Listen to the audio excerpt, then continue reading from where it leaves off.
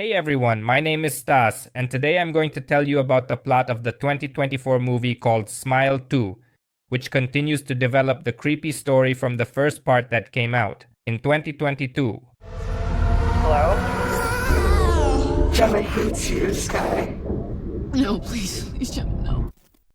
The plot of the film begins 6 days after the finale of the first part. A police officer named Joel, who got cursed after his girlfriend's death, is watching a suburban house. Waiting for the owner to arrive, he puts on a mask and, ignoring the vision of a burning ghost on his right, takes a man in a puffer jacket hostage and goes inside the house with him. Inside is a den of dealers selling illegal substances. The accomplice of the captured criminal watches in horror as Joel stabs his colleague, after which a shootout begins. The wounded police officer approaches the dealer to check the transition of the curse of the smile, but the thug dies right in front of him. Next, another dealer named Lewis enters the house, who has picked a bad time and place. Realizing that an accidental witness has already caught the curse, Joel rushes to the exit, but he's met by a whole crowd of angry thugs. They all start the chase, but Joel, hiding in a room, knocks out the air conditioning unit and then manages to escape through the window, despite the hail of bullets flying at him. When Joel reaches the road, he faces misfortune in the form of a sudden car that decides to run over an unsuspecting pedestrian. As the camera rises higher, we realize that a gruesome smile is formed from the bloody trail.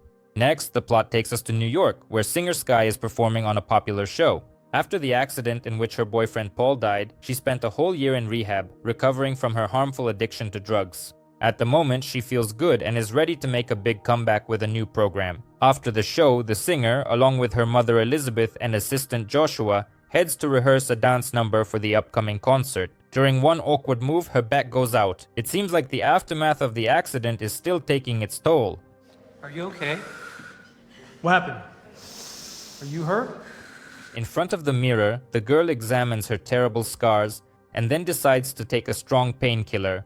As soon as the girl takes out the pills, she hears a knock at the door that scares her so much that she drops her medicine down the sink. It turned out that it was her mother knocking at the door to take the girl home. In the car, Skye texts her acquaintance Lewis to get Vicodin without a prescription. Later, when she reaches Lewis, the girl witnesses his very strange behavior. What the fuck, Lewis? What do you want from me? An acquaintance threatens her with a real katana and claims that their recent conversation about meeting never happened. When Lewis finally softens up and goes to get the medication, a report about her accident catches her attention. Lewis is gone for so long that the girl decides to check on him. Suddenly, he runs out again, shouting that he doesn't remember how she got there.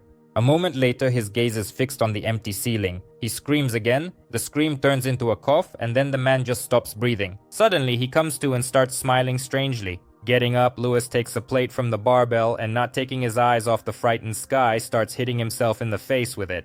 When there's nothing left of his face, the guy dies and falls to the floor.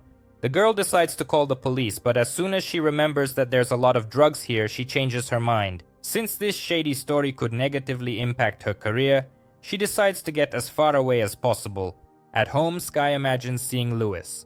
The next morning, while getting ready for a photo shoot, producer Darius drops by the dressing room. He offers Skye to perform at the charity event and read a prepared speech. The girl happily agrees, as such events positively impact her media presence. After a while, Skye receives a text from an unknown number. An unknown person asks if she was with Lewis yesterday. Remembering the tragic events of the previous evening, the girl starts experiencing an auditory hallucination. Soon, she notices the bloodied Lewis behind her in the nearest mirror. The deceased shoves his fingers into her mouth, stretching her lips into an unnatural smile. Skye goes into a frenzy and starts screaming. The vision immediately disappears. After the nightmare she experienced, the singer heads to the concert rehearsal, which will start with a check of the special capsule. Next, Skye is signing autographs and taking photos with fans. Among them is the unstable Alfredo, who has to be forcibly taken away. Then a creepy girl with braces appears, just smiling and staring at Skye. Returning home, a downcast Skye calls her best friend Gemma. A year ago, they had a fight, which is why they haven't talked all this time.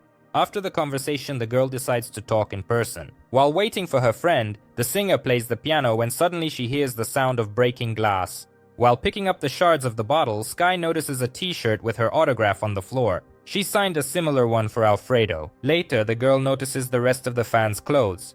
A fan standing at the end of the hallway lunges forward. Skye runs to the front door, behind which Gemma was already standing. The owner returns to the room, but there's no one there. Even the broken bottle was a natural illusion. It turns out that more than an hour has passed since she called her friend. Skye tells Gemma about Lewis's death and her visions. In response, she offers to stay the night to help ease her fears a little. At night, the singer has a nightmare about an accident. Waking up, she tells her friend everything. So because you're a horrible person.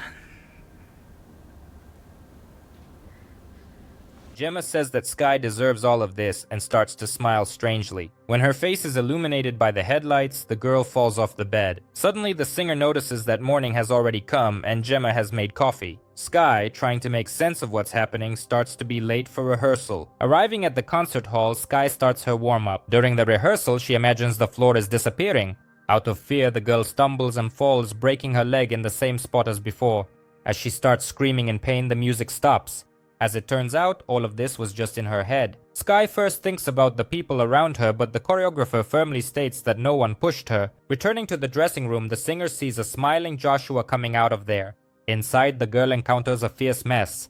As she starts to sort things out with her mother, she realizes that her mind is on the edge. Skye wants to cancel all her work commitments to get herself together, but her mother is completely against it. The singer still goes to the charity evening. While waiting to go on, she receives another text from an unknown number. The text says that the person on the other side knows about her wrongdoing. Swatting away an annoying fly, Skye accidentally smudges her lipstick and steps out to the audience looking a bit disheveled. She reads the text from a small screen, but when it freezes, the girl starts improvising on the spot.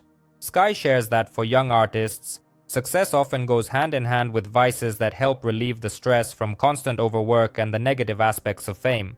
As Dario starts to draw attention with his cough, hinting at a change in the tone of the narrative, girl suddenly notices that the prompter has started working properly.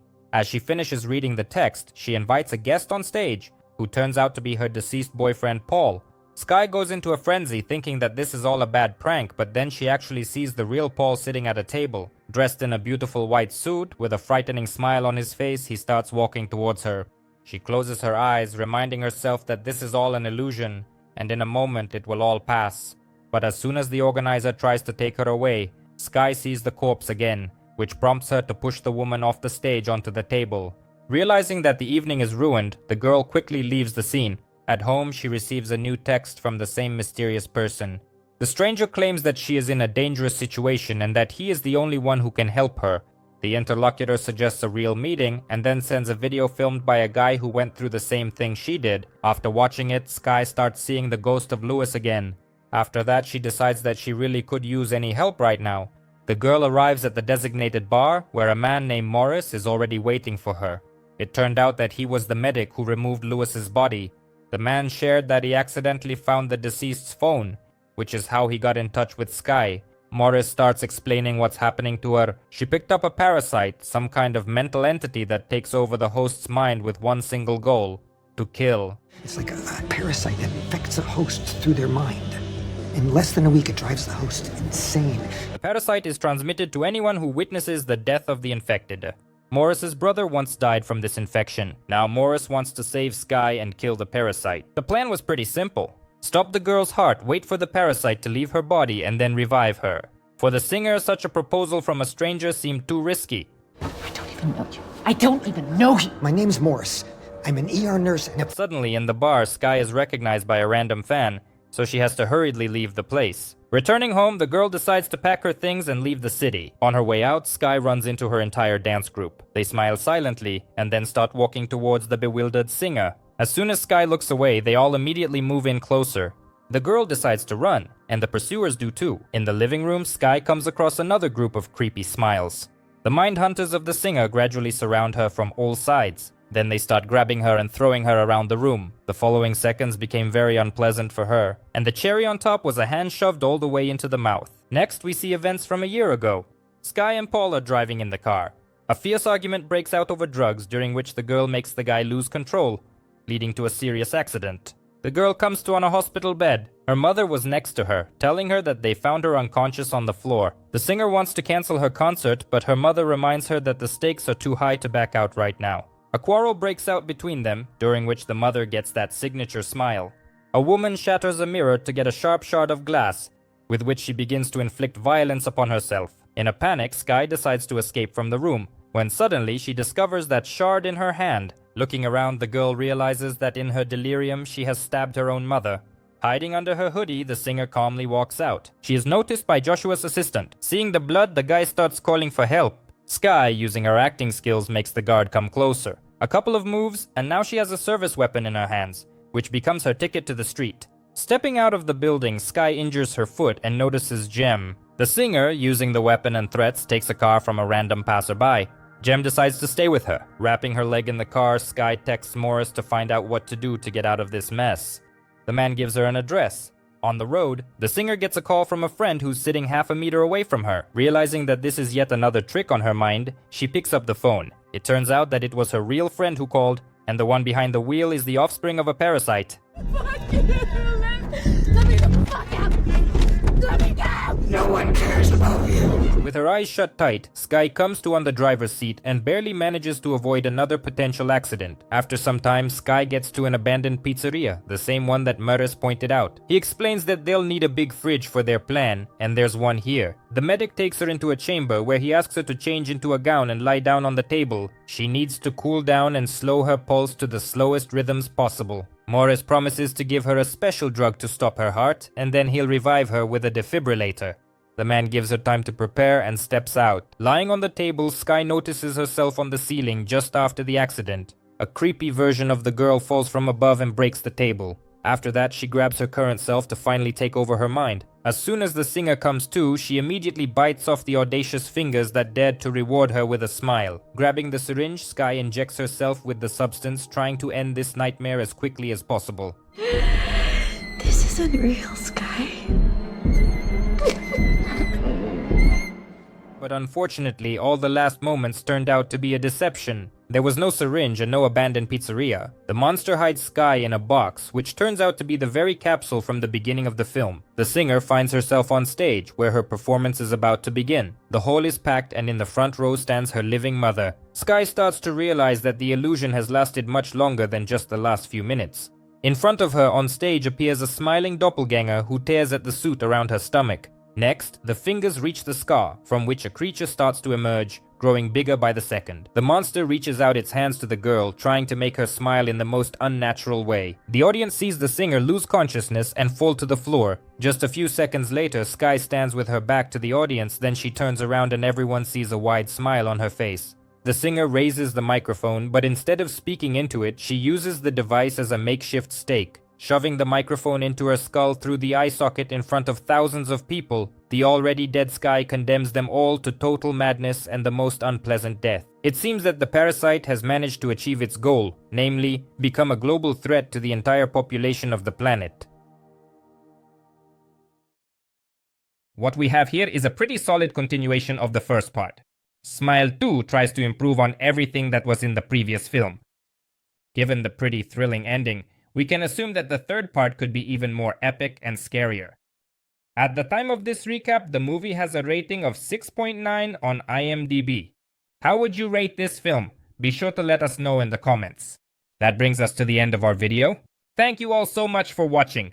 If you found it interesting, make sure to support this video with a like and subscribe to the channel, so you don't miss 2 episodes.